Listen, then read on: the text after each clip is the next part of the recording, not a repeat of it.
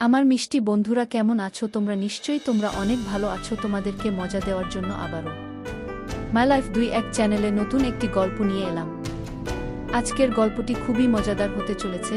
আমি গ্যারান্টি দিয়ে বলতে পারি গল্পটি শেষ পর্যন্ত শুনলে তোমাদের হিসুকু হিসুকু করবে।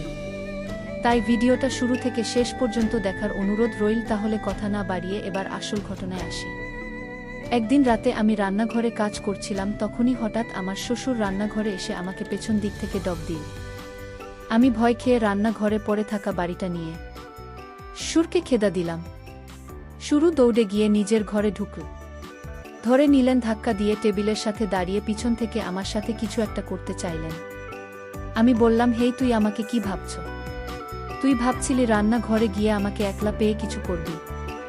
এখন থেকে ঘরে এগুলো চলবে না। রাত যখন আমার স্বামী আসে আমি চপ কথা বলে দিলাম। প্রথম স্বামী আমার কথা বিশ্বাস করত না, তাই আমি একটা প্ল্যান করলাম। রাতে স্বামীকে চপ কথা বুঝিয়ে দিলাম। পরের দিন সকালে নাস্তা খেয়ে রোহিত কাজে চলে গেল।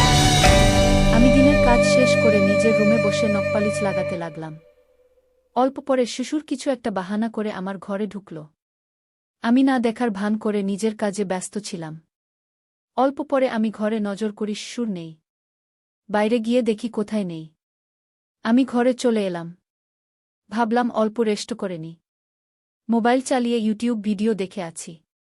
অল্প পরে আমার অনুভব হলো যেন পিছনের পাটা কেউ হাত দিয়ে নাড়াচাড়া করছে। আমি লাফিয়ে উঠে দেখি কেউ নেই। আমি রোহিতকে একবার ফোন করে ডাকলাম। ভাবলাম রোহিত আসা পর্যন্ত অল্প ঘুমিয়ে নি।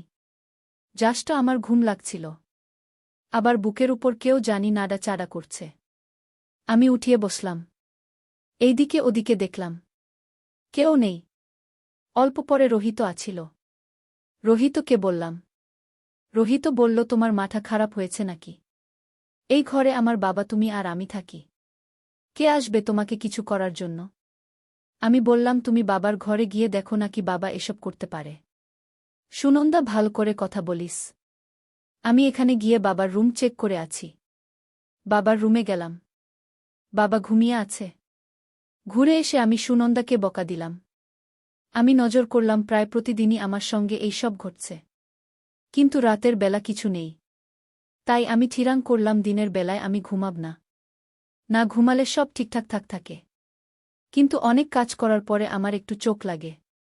তাই একদিন আমি দুপুরবেলা খাবার খেয়ে ঘুমিয়ে পড়লাম। গরম দিন ছিল, আর পাংখার খোঁজা কিছু শোনা যায় না। ঘুমের পর উঠে আমি দেখলাম আমার কাপড় এলোমেলো হয়ে আছে, আর বরিচ হোক খোলা, আর মুখটা বিডি বিডি গন্ধ। আমার মাথায় কিছু ঢুকছিল না। তবু আমি ভাবলাম ওই হারামিটা হতে পারে। রোহিতকে আমি বললাম, আমি এখানে থাকব না, মজার ঘরে চলে যাব। একদিন রোহিত সুনন্দাকে মার ঘরে রেখে আছিল। মার ঘরে চপ ঠিকঠাক। বন্ধুরা, এখন বলুন এমন কি হতে পারে? এ কোনো ভূত প্রেত না মানুষ? কমেন্ট করে জানাবেন। ভিডিওটা ভাল লাগলে চ্যানেলটি সাবস্ক্রাইবই করে শেয়ার করার জন্য অনুরোধ রইল। ধন্যবাদ।